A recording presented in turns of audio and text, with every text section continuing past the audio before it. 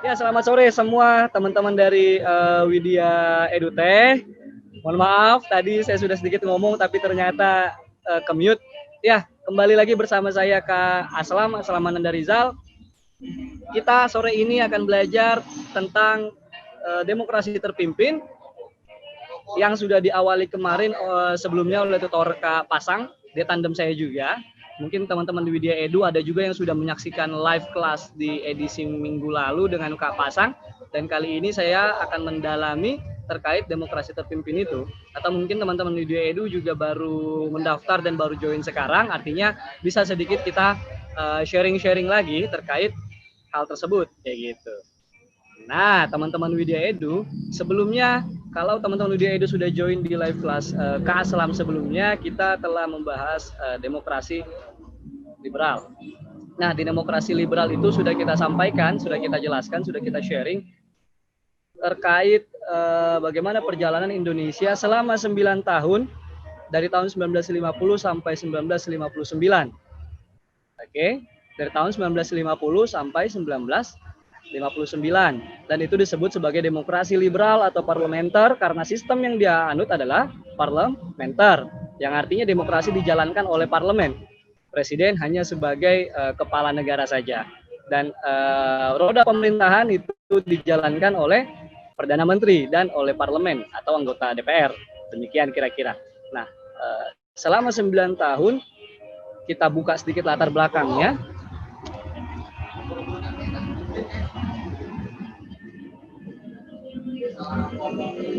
Nah, latar belakang sedikit.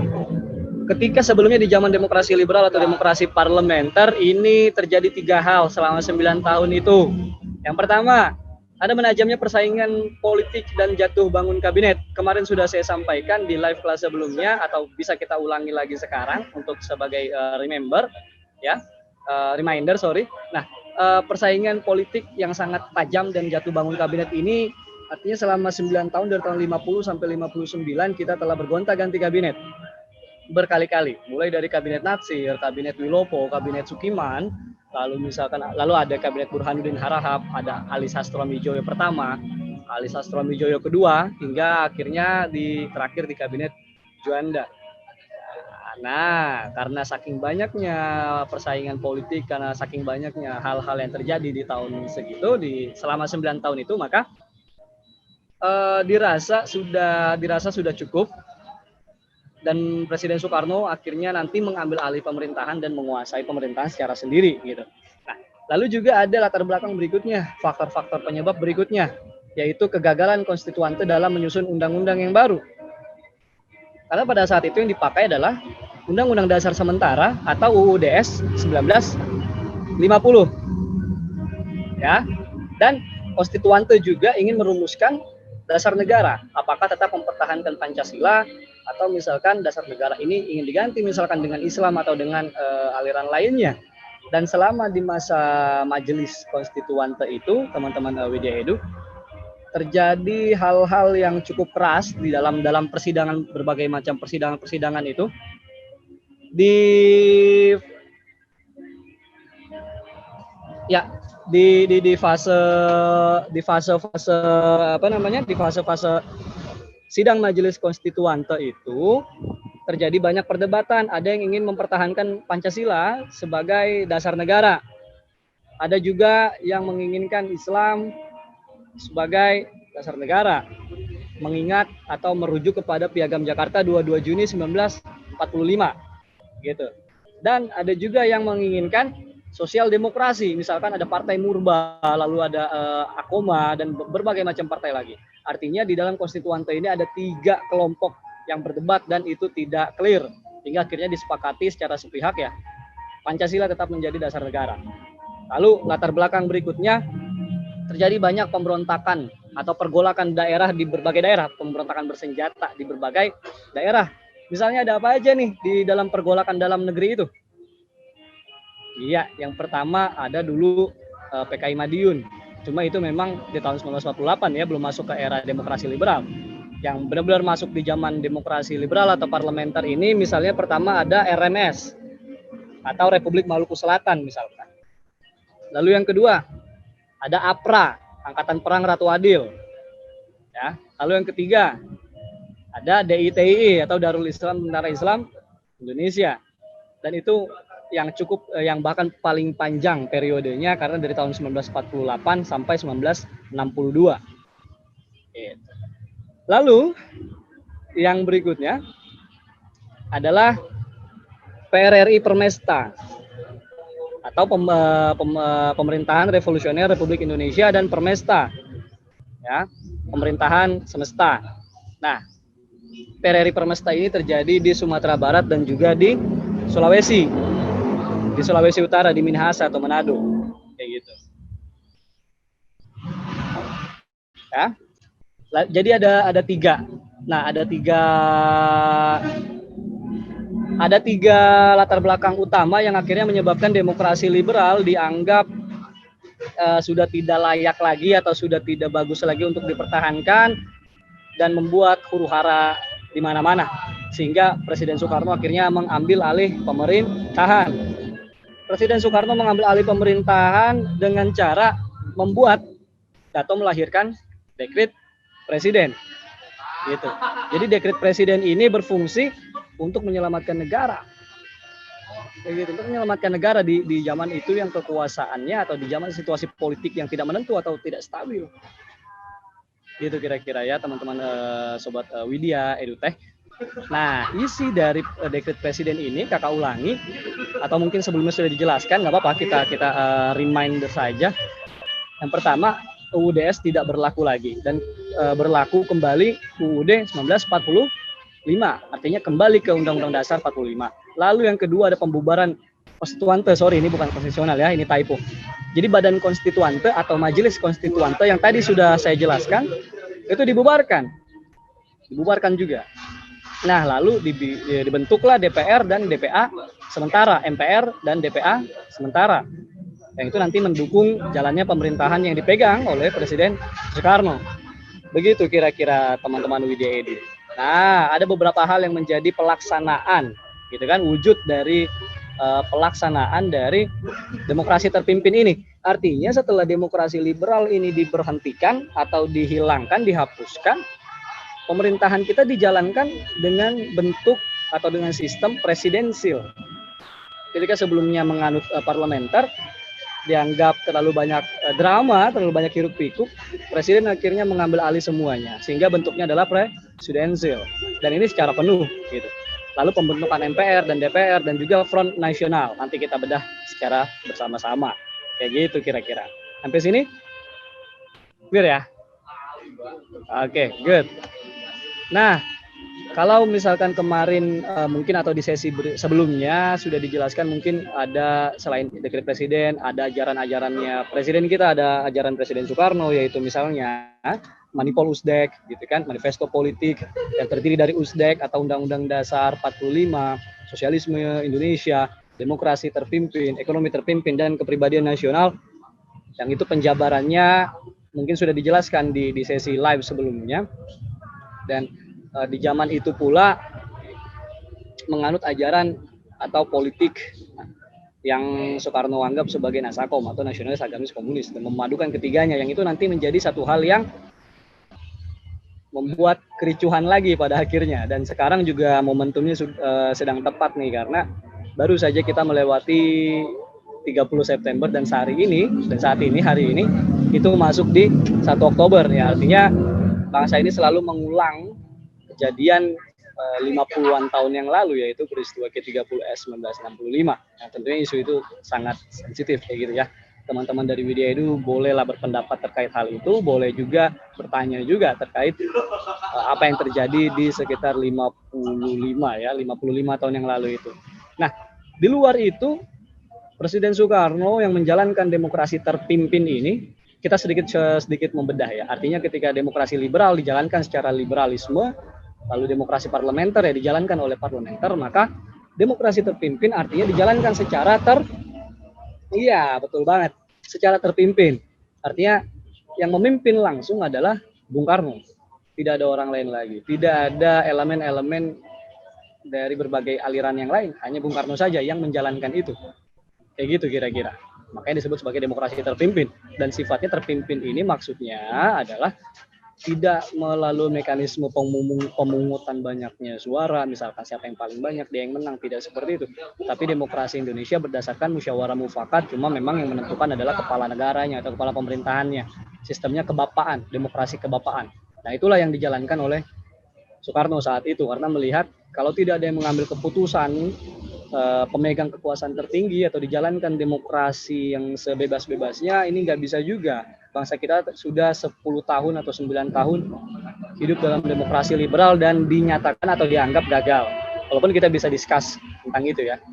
Nah, selain itu di demokrasi terpimpin juga teman-teman Widya Edu ya, ini ada juga kebijakan ekonomi ya, gitu kan. Nah, pertama nih contohnya pembentukan Bappenas ya. Jadi semacam Badan Perencanaan dan Pembangunan Nasional yang hari ini Menteri Bappenasnya adalah Pak Suharto Monoarfa. Dulu namanya Depernas, cuma Depernas Dewan Perancang Nasional, cuma akhirnya diperkuat lagi, digantikan lagi oleh Bappenas atau Badan Perencanaan Pembangunan Nasional. Itu kira-kira. Lalu berikutnya meningkatkan perdagangan dan kreditan luar negeri. Artinya ya hubungan ekonomi antara Indonesia dengan dunia itu dilanjutkan, itu dibangun gitu. Terutama sekali kalau di dalam negerinya diperbanyaklah yang namanya nasionalisasi aset. Artinya banyak perusahaan-perusahaan dari luar, perusahaan-perusahaan Belanda sebelumnya, perusahaan Inggris yang diambil alih oleh pemerintah Indonesia. Dan di zaman demokrasi terpimpin, di zaman Soekarno sendiri, yang diberlakukan adalah konsep ekonomi terpimpin itu tadi sebagai bagian dari Manipulus-Dijk. Oke. Nah, konsep dari ekonomi terpimpin juga berarti adalah bahwa ekonomi kita bertujuan untuk membangun atau mewujudkan sosialisme Indonesia. Artinya tidak pro terhadap investor asing, atau dalam arti tujuan dari ekonomi ini adalah dari rakyat, oleh rakyat dan untuk rakyat, dan bank ataupun ibaratnya perusahaannya dimiliki oleh negara. Artinya BUMN di sini sangat diperkuat, perusahaan-perusahaan nasional sangat diperkuat, dan ini milik negara, pemerintah yang menjalankan. Gitu. Ketika memang ada perusahaan asing pun pilihannya kalau nggak dinasionalisasi, maka ya sistemnya ya harus dibagi kepada pemerintah nasional, dan itu pembagiannya sekitar 70-30 misalkan. 70 untuk kita, 30-nya untuk mereka. Nah, itu akhirnya yang membuat banyaknya investor asing merasa gerah. Banyaknya orang-orang pengusaha-pengusaha asing juga akhirnya merasa jengah gitu, kok konsepnya seperti itu gitu, dan tidak bisa mereka mengembangkan usahanya di Indonesia kalau Presiden Soekarno ini masih berkuasa. Kayak gitu kira-kira. Nah, selain kebijakan ekonomi, lalu juga ada kebijakan luar dan dalam negeri. Artinya di sini secara politik nih, ini ranahnya sudah masuk ke ranah politik, teman-teman Widya Edu. Nah, pertama ada pembebasan Irian Barat. Coba dibaca lagi buku sejarahnya atau diingat kembali materi-materi sebelumnya terkait Irian Barat. Ini menjadi satu hal yang cukup membuat gregetan gitu. Kenapa gregetan? Karena pemerintah kita telah meminta Irian Barat ini sejak di awal kemerdekaan, tetapi memang masih ditahan oleh Belanda. Belanda tidak ingin Irian Barat atau Papua sekarang itu jatuh ke tangan Indonesia, karena di sana banyak sumber daya alamnya, khususnya yang hari ini kita kenal sebagai Freeport misalkan. Dan sumber daya alam lainnya, pemandangan alam yang juga sangat indah di Papua begitu kan, dan lainnya segala macamnya, itu juga Belanda tidak rela, kira-kira demikian. Cuma memang ada kepentingan nanti dari blok barat juga, atau khususnya lagi adalah Amerika Serikat yang sangat menginginkan sekali, terutama tambang ya, terutama emas dan tembaga yang ada di Papua itu di Irian Barat, yaitu yang akhirnya masuklah nanti di zaman Orde Baru ya PT Freeport Indonesia itu, kayak gitu. Nah, selama bertahun-tahun sejak KMB atau konferensi meja bundar terkait pembebasan Irian Barat juga, artinya masih ditahan. Cuma dari tahun 1949 sampai nanti di 1959 kok masih belum kembali nih, gitu. Belanda masih juga belum menyerahkan Irian Barat atau Papua kepada pemerintah Indonesia. Akhirnya Soekarno mengambil inisiatif untuk ibaratnya tidak mengikuti apa yang sudah disepakati, akhirnya mengambil jalan sendiri, yaitu perang mau nggak mau.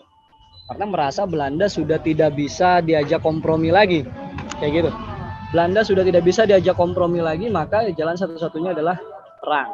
Nah, perang itu nanti terjadi di 1961, yaitu dengan melancarkan operasi militer yang disebut juga sebagai operasi Trikora atau Tri Komando Rakyat atau Tiga Komando Rakyat.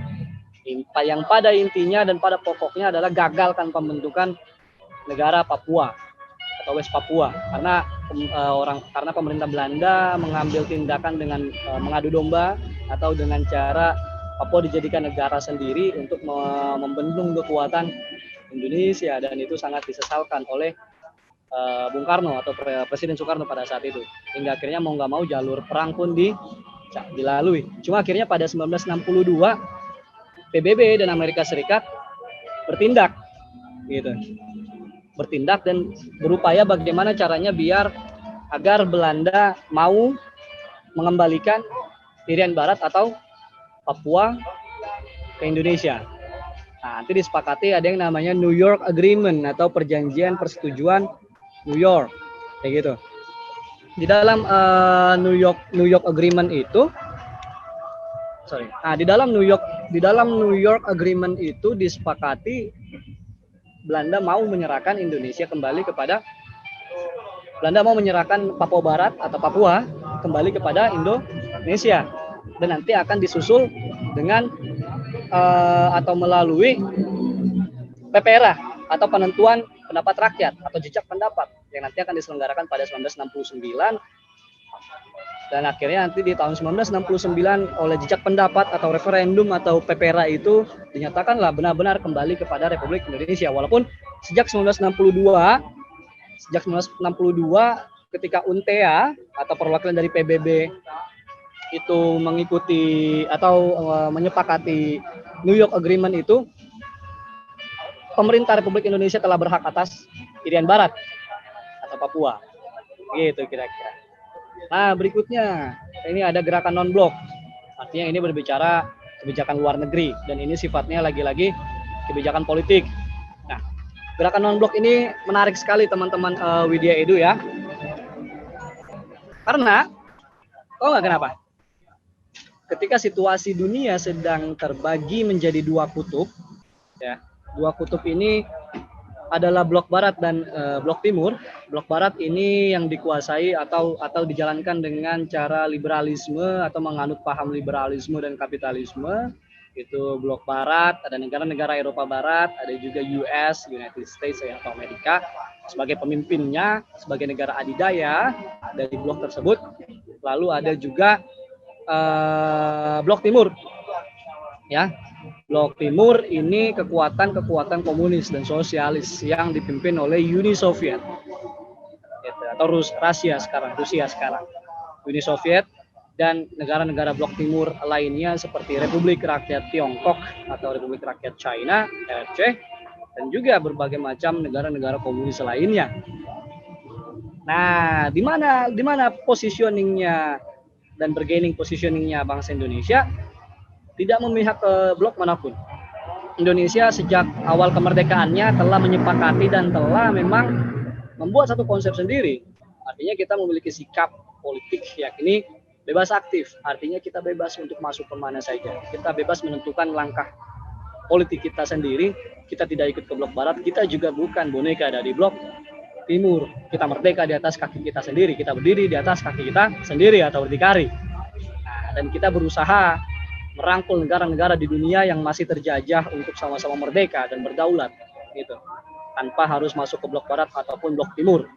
Nah, maka itu Bung Karno ya terutama sekali di zaman ini memperkuat kembali gerakan non-blok, ya, diinisiasi oleh Soekarno dari Indonesia, lalu ada Broz Tito dari Yugoslavia, ada Nkrumah dari Ghana atau Afrika, lalu juga nanti ada Nehru dari India, gitu. Pertama mereka berempat dan berlima, ada Gamal Nasser dari Mesir. Pada saat itu masih Republik Kesatuan Arab. Dan itu Mesir dan Suriah itu masih bersatu. Sorry. Nanti Mesir dan Suriah akhirnya berpisah kembali. Cuma memang pada saat itu Republik Persatuan Arab itu masih terjadi. Dan gerakan non-blok ini berupaya menjadi kekuatan baru di dunia ya, yang membuat blok barat dan blok timur pun akhirnya segan. Nah, salah satu wujud nyata dari gerakan non-blok ini jauh sebelumnya ya, sudah ada konferensi Asia Afrika pada tahun 1955. Kayak gitu kira-kira. Nah, berikutnya ada konfrontasi Malaysia. Ini menarik sekali. Mungkin teman-teman Widya Edu sempat mendengar ya istilah tidak atau pernah mendengar istilah Ganyang Malaysia ya, pernah ya? Nah, pada saat Ganyang Malaysia itu terjadi karena ada konfrontasi terhadap Malaysia. Kita pernah perang dengan Malaysia. Kita pernah sentimen banget sama Malaysia, bahkan mungkin sampai hari ini ya. Nah, itu bisa kita lihat akar sejarahnya. Karena pada saat itu, terutama di awal atau di akhir 1950-an dan awal 1960-an, Federasi Malaya ini dibentuk. Federasi Malaya ini dibentuk oleh pemerintah Inggris untuk menjadi border ya bagi Indonesia, untuk tidak ya ibaratnya Bung Karno menganggap itu sebagai mata-mata dari, atau ya ibaratnya gini, di depan rumah kita itu dibangun satu negara yang dibuat oleh musuh kita saat itu, yaitu Inggris. Inggris membentuk negara baru, yaitu Federasi Malaya atau Malaysia yang kita kenal akhirnya. Mereka diberikan kemerdekaan oleh Inggris untuk membendung Indonesia. Bung Karno menganggap demikian. Nah, yang bikin jengkel presiden kita pada saat itu juga akhirnya Malaysia ditetapkan sebagai anggota tidak tetap Dewan Keamanan PBB. Kayak gitu. Ini kan menjadi satu ibaratnya Bung Karno atau Indonesia menganggap ini macam-macam nih Inggris dengan memainkan Malaysia sebagai bonekanya. Makanya Bung Karno atau Soekarno, presiden kita, langsung menghajar dengan melakukan politik konfrontasi Malaysia dan melancarkan operasi Dwi Kora atau Dwi Komando Rakyat. Nah, impact-nya apa? Impact-nya setelah konfrontasi dengan Malaysia itu lebih gokil lagi nih teman-teman Widya Edu. Lebih gokil lagi, Indonesia berani-beraninya keluar dari PBB. Ini memang presiden kita di zaman demokrasi terpimpin ini memang ya kita bisa melihat dua sisi mata uang ya, dua sisi sudut pandang, bisa bagus, bisa juga buruk begitu. Bukan berarti demokrasi terpimpin ini tanpa celah. Kita juga bisa mengkritiknya karena memang banyak sekali yang perlu dikritik dari Presiden Soekarno tentunya, dan juga dari demokrasi terpimpin yang dijalankannya. Kayak gitu kira-kira. Nah, ini ada pertanyaan sebelumnya nih dari Yolanda Rizky Febriana ya. Aceh menjadi negara Islam karena DITI atau karena Neo-PKI? Oke, sebentar. Kita habisi dulu ya, teman-teman Widya Edu. Nah, berikutnya ada beberapa peristiwa-peristiwa penting yang terjadi di sekitar masa-masa demokrasi terpimpin era pemerintahan Soekarno ini. Yang pertama, di zaman itu terjadi konflik antara terutama sekali Angkatan Darat atau ABRI AD dengan PKI. Benar, itu terjadi, dan bahkan sampai hari ini sentimental kedua pihak itu juga masih keras. Kayak gitu. Nah, akar masalahnya dari peristiwa Madiun 1948 sebenarnya. Setelah 1948, PKI Madiun sudah berhasil dihempaskan atau sudah berhasil ditumpas. Tahun 51 PKI bangkit kembali. Aidit menjadi sekjennya atau pimpinan tertingginya. Lalu 1955 PKI menjadi pemenang keempat ya di pemilu pertama kita.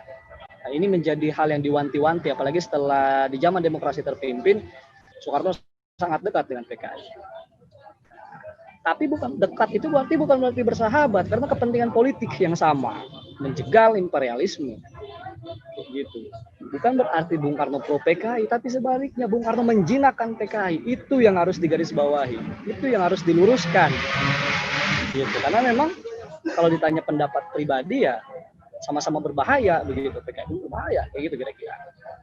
Jadi memang ini menjadi satu hal yang menarik karena terutama di zaman 60-an itu 3 kekuatan politik besar itu ada. Kanan ada ABRI Angkatan Darat, di kiri ada PKI, dan Bung Karno di situ berdiri di tengah-tengah untuk menengahi keduanya yang berkonflik. Pecahlah peristiwa G30S65 nantinya.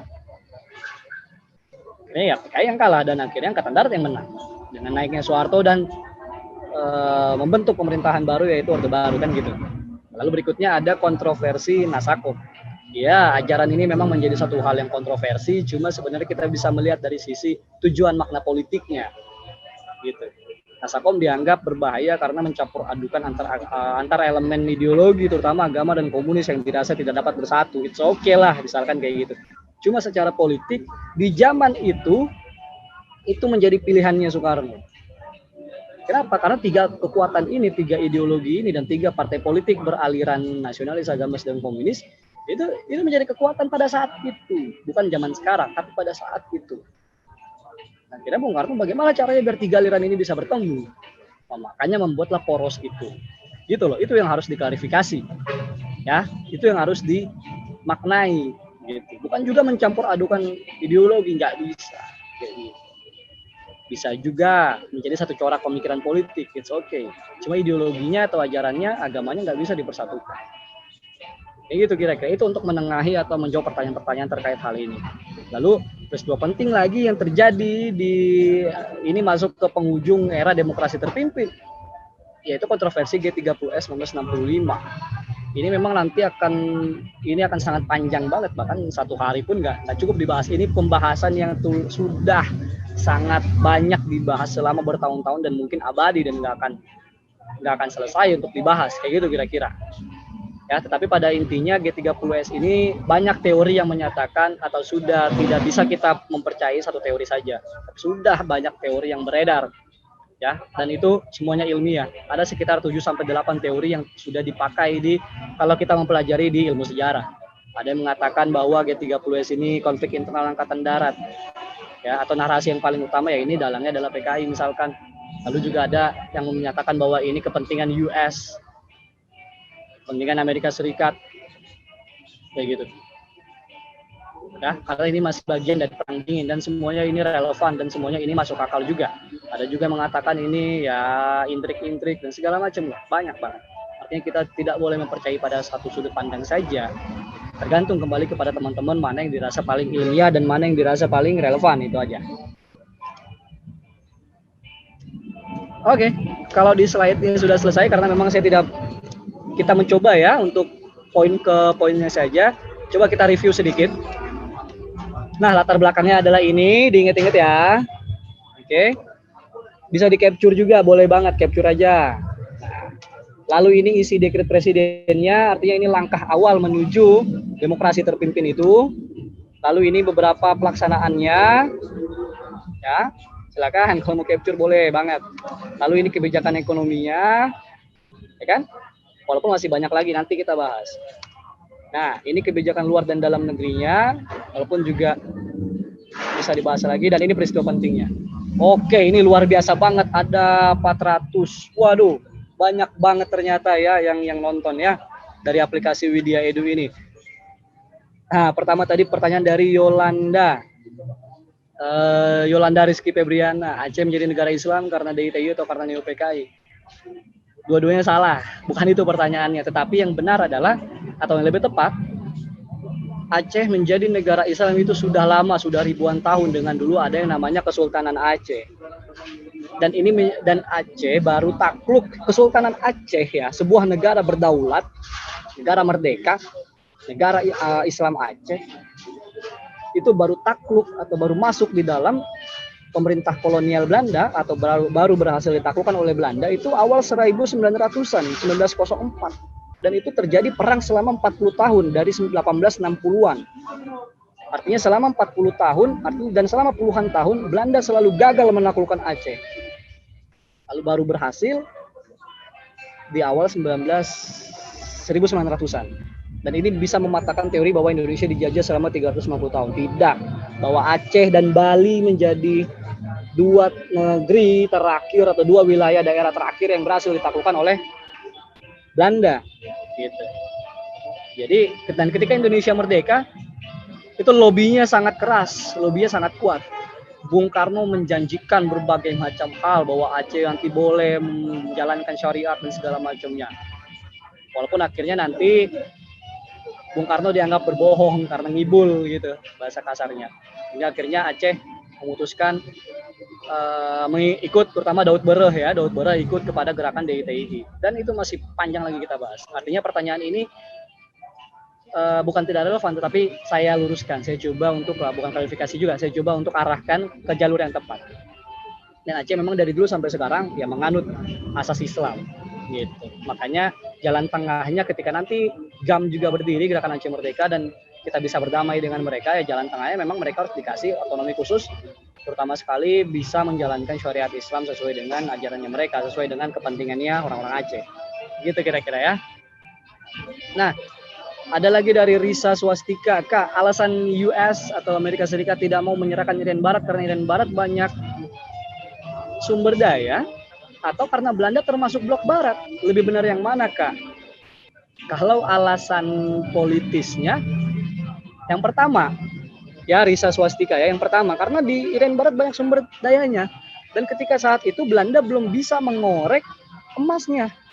Belanda belum bisa berhasil mengorek emas dari Papua, maka Amerika mau turun tangan dengan Freeport yang menjadi perusahaannya. Kayak gitu kira-kira. Dan ini taktiknya Amerika sebenarnya. Amerika nggak mau dong masa Irian Barat yang luar biasa begitu dikuasain sama Belanda. Kok mending sama saya yang lebih kuat. Mending sama saya yang lebih kuat, kata Amerika begitu. Ya kan Belanda yang negara kecil, Belanda juga main bonekanya Amerika kok. Jadi udahlah, kata Amerika, saya usir aja lah si Belanda kecil itu, gitu kan. Daripada dia yang menguasai Papua atau Irian Barat, mending saya, kata Amerika begitu. Cuma caranya sangat halus. Pelan-pelan mendukung Indonesia. Itu didukung dulu. Indonesia didukung. Belanda dimarah-marahin. Kamu ngapain sih berkuasa di situ? Itu kan punya Indonesia gitu. Dimanis-manisin dulu. Gitu kan? Lalu Belanda akhirnya bisa pergi karena Amerika turun tangan. Kalau bukan karena Amerika, Belanda nggak mau pergi. Gitu kira-kira. Nah, setelah Belanda pergi, dipegang lagi sama Indonesia, hal yang dilakukan berikutnya adalah menggulingkan Soekarno. Maka peristiwa 65 itu terjadi dan akhirnya berimpact pada lengsernya Soekarno. Dan akhirnya apa? Tahun 67 ditandatangani Undang-Undang Penanaman Modal Asing atau UU PMA. Yang itu Undang-Undang Penanaman Modal Asing pertama adalah Freeport masuk Indonesia dan berkuasa di Papua. Kayak gitu kira-kira. Lalu masuk lagi nih dari masih lah dari Yolanda Rizky Febriana ya. Suara kakak masih kedengeran kan ya? Oke. Nah, Kak, tatanan dunia baru apakah termasuk pengaruh adanya blok barat dan blok timur? Ini maksudnya tatanan dunia baru yang mana nih? New World Order versi Freemason gitu? Freemason atau ya kayak gitu kira-kira? Ya. Atau gimana nih maksudnya tatanan dunia baru ini? Karena memang, tapi kalau kita berbicara tatanan dunia baru pun, Soekarno pernah berpidato di pidato di depan PBB ya. Itu to build new world. Apa ya? To build world anew, sorry. To build world anew, artinya membangun tatanan dunia baru gitu. Artinya kalau tatanan dunia baru versinya Soekarno di dalam sidang PBB, di dalam pidatonya pada depan PBB itu, dunia baru, tatanan dunia baru atau New World Order versi Soekarno adalah dunia sosialis sedunia. Artinya tanpa penjajahan, tanpa imperialisme. Dan itu sangat menyinggung terutama bagi blok barat. Dan sangat dianggap mendukung blok timur. Padahal Bung Karno maksudnya bukan untuk mendukung blok timur. Tapi gerakan non-blok lah yang diperkuat. Gitu kira-kira. Apa ini? Lalu ada dari Ferdian. Kak, apakah benar sebelumnya DN Aidit itu berkompromi sama Mao Zedong? Ini menarik ini. Berbicara hubungan antara PKI tahun 60-an terutama Aidit dengan PKC atau China. Itu iya, karena di awal 60-an 1960-61 terjadi perang lagi nih sesama blok timur. Yaitu perang Sino-Soviet. Artinya antara Tiongkok, antara Cina dengan Soviet itu juga berkelahi juga. Itu juga saling serang juga. Soviet pasca Stalin atau di era Khrushchev dianggap terlalu lembek gitu.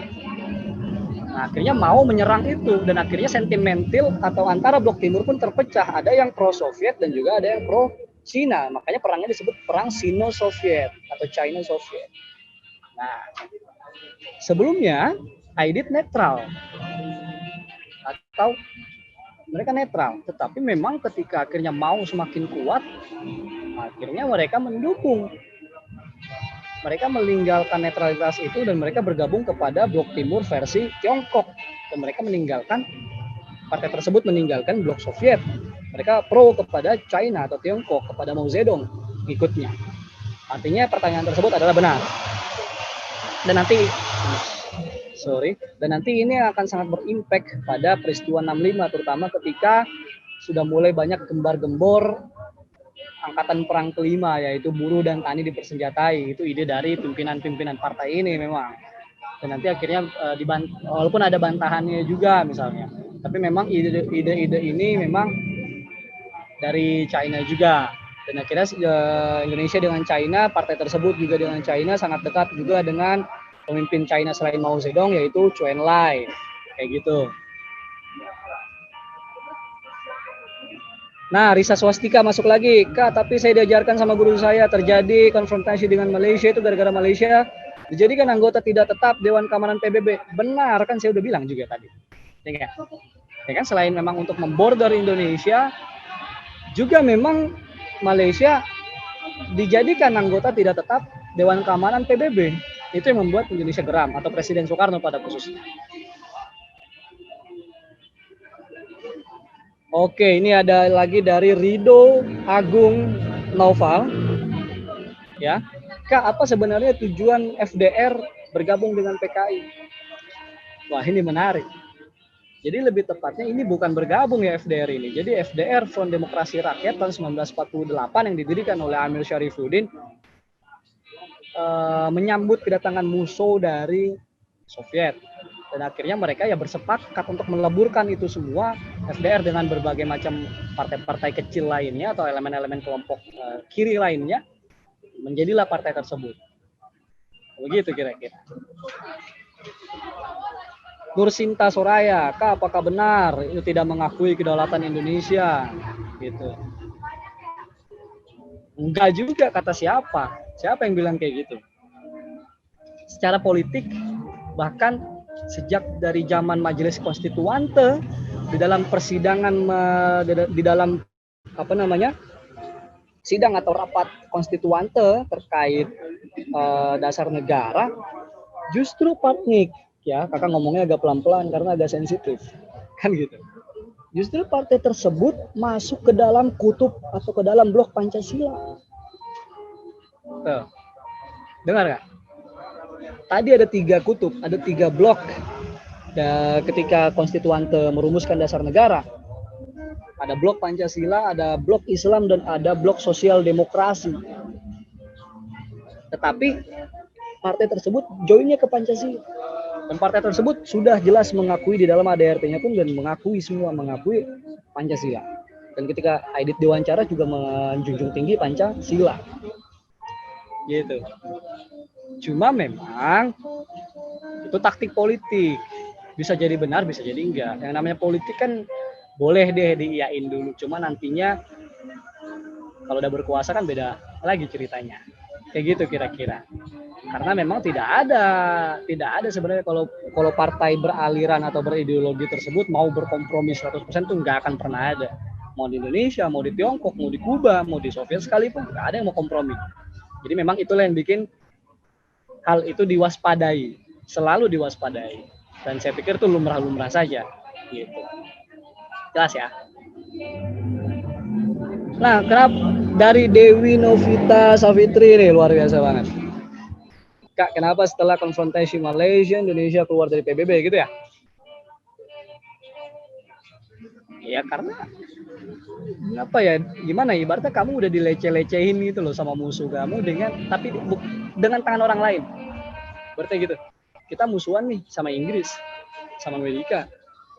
Tapi mereka nggak datangin kita langsung, mereka pakai tangan kacungnya gitu, yaitu Malaysia. Jengkel nggak kira-kira? PBB ini sudah nggak rasional untuk membentuk dunia tanpa imperialisme. Makanya Indonesia keluar dari PBB dan membentuk PBB tandingan atau PBB baru yang namanya adalah CONEVO. Ya. CONEVO. CONEVO berarti ya Conference on New Emerging Forces. Artinya konferensi negara-negara kekuatan baru di dunia. Gitu. Itu orang-orang atau negara-negara yang tergabung dalam gerakan non-blok ikut dalam CONEVO, atau negara-negara yang tidak pro terhadap PBB, yang merasa PBB ini terlalu dibackingi oleh Western. Kayak gitu kira-kira. Cuma sayang ketika setelah 65 itu ya akhirnya CONEVO dibubarkan. Dan gedung CONEVO atau gedung PBB tandingan tersebut adalah gedung hijau Senayan kita yang saat ini menjadi gedung MPR DPR RI. Ketika CONEVO dibubarkan, ganti rezim jadi Orde Baru sama Presiden Soeharto, CONEVO dibubarkan, lalu gedung tersebut dijadikan sebagai gedung MPR DPR. Kak, PKI circle-nya sama Cina apa Soviet, Kang? Tadi udah dijelaskan. Awalnya netral karena awalnya dulunya Soviet banget. Ya kan? Lalu setelah 48 gagal total, ketika berdiri kembali tahun 51 memilih netral sampai 55, sampai awal demokrasi terpimpin, sampai akhirnya perang Sino-Soviet. Lalu setelah di tahun 60-an melihat China lebih kuat, maka masuk ke circle-nya China. Gitu kira-kira. Lalu nih lagi dari Ridho Agung Naufal. Wah ini banyak banget, luar biasa memang nih. Wah, Widya Edu semoga makin sukses ya. Makin sukses dah pokoknya, harus dong. Nanti kita ketemu lagi di sesi berikutnya ya, panjang banget ini sebenarnya. Ridho Agung Naufal, apakah FDR juga ikut andil dalam Madiun 48 bersama? Jelas kalau itu. Tadi udah dijelaskan. FDR itu komponen penting dari itu partai tersebut, dan FDR ya partai itu kan gitu juga. Kak, tentang penyerangan musola di Tangerang. Tahu gak sih penyerangan musola kemarin yang rame sama bocah 18 tahun? Itu tetangga gue. Itu di Gelam Jaya di Pasar Kemis. Ya, rumah saya di Kota Bumi, tetanggaan itu. Mana yang orang Tangerang sini? Ya, yang tiba dicoret-coret pakai pilok, ya kan? Saya ketawa aja itu. Ya, itu hanya menurut saya itu wujud ekspresi semata. Itu bukan berarti kaitannya dengan benih-benih di Indonesia yang kembali, enggak. Kayak gitu kira-kira. Ya. Lalu apakah masih bercokol di parlemen? Enggak ada. Jawab lagi. ISDV seluk-beluknya terciptanya itukah? Ya. Oke. Dari Hanifah lagi tentang penyerangan. Tadi udah dijelaskan. Terus kapitalis itu lawan dari komunis. Itu nanti di sesi berikutnya, itu panjang banget ya. Itu berbicara terkait perbedaan kedua aliran ideologi. Kayak gitu kira-kira. Itu sistem ekonomi, iya. Cuma dari ekonomi itu berlanjut ke politik, bahkan agama. Oke.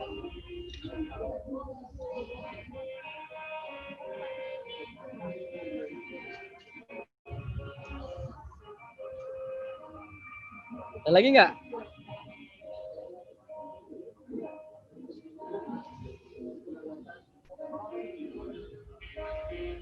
Ya.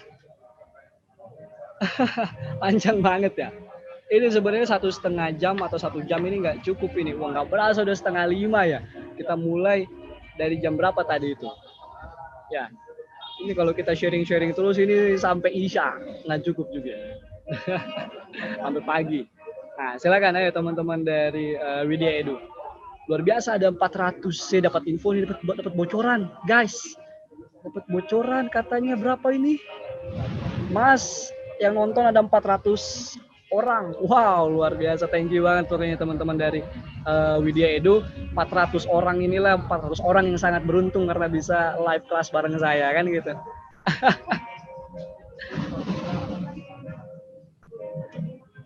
Oh, ini ada lagi nih. Kak, apakah benar-benar sudah dimusnahkan dari Indonesia? Sudah.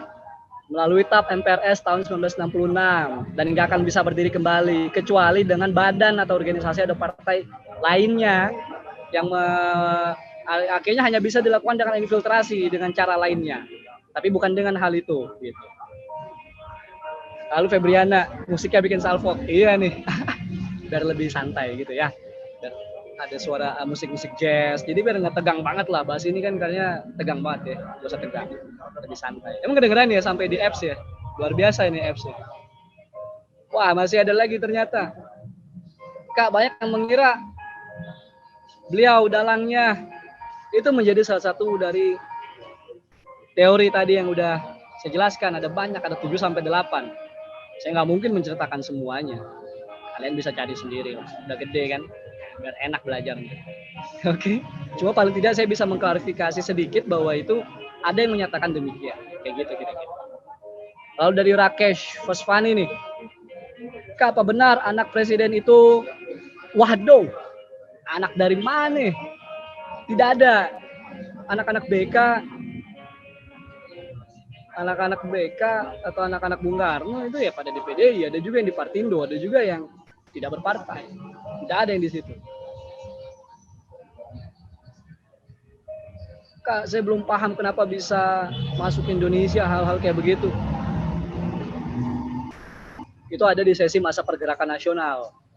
Nanti bisa kita bahas. Ya, pada intinya memang itu artinya semua aliran itu pasti masuk ke Indonesia. Cuma bagusnya Indonesia adalah selalu bisa memfilter apapun aliran ataupun ajaran yang masuk ke sini. Jadi selalu bercoraknya Indonesia. Kayak gitu kira-kira. Waduh, LOC apa ini? Bahas singkat genocide tahun 65. Sebenarnya ini salah kaprah juga, bukan di 65 tetapi pasca G30S 65. Kalau Gestok atau G30S 65 itu peristiwa pembunuhan jenderalnya saja. Gitu. Tapi yang disayangkan itu atau yang sering salah kaprah itu setelah 65-nya itu banyak orang-orang yang tidak terlibat cuma dibunuh-bunuhin.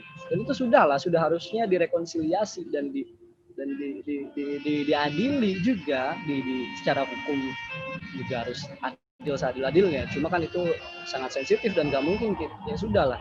Itu bagaimana pemerintah saja untuk dapat mengatasinya. Yang bisa kita lakukan adalah kita jangan mengulangi lagi hal itu. Artinya berpolitiklah secara cair dan dinamis kan gitu aja. Oh iya, Oldevo dan Nevo tadi juga sudah sedikit lupa. Nah, singkatnya Oldevo itu old emerging forces, artinya kekuatan lama yang tua gitu. Itu anggapannya Soekarno aja. Jadi model kayak US, UK, Western itu dianggap kekuatan-kekuatan tua gitu. Dan Nevo berarti new emerging forces, artinya kekuatan-kekuatan baru ya, seperti Indonesia, ya, India dan lain segala macam tergabung dalam gerakan non-blok. Itu menurut presiden kita saat ini. Nah, lagi nih. Kak, mau nanya nih. Waduh, Anindya. Waktu mau pemberantasan sempat bilang kita lanjutkan gerakan ini tapi tidak terbentuk. Males banget nih sebenarnya ini pertanyaan-pertanyaan ini sebenarnya ya. Cuma sudah harus kita klarifikasi sedikit. Artinya orang nggak bisa dicegah untuk mempunyai pemikiran apapun termasuk pemikiran itu. Kalau bahkan kamu sendiri memiliki pemikiran itu, why not? Menurut saya.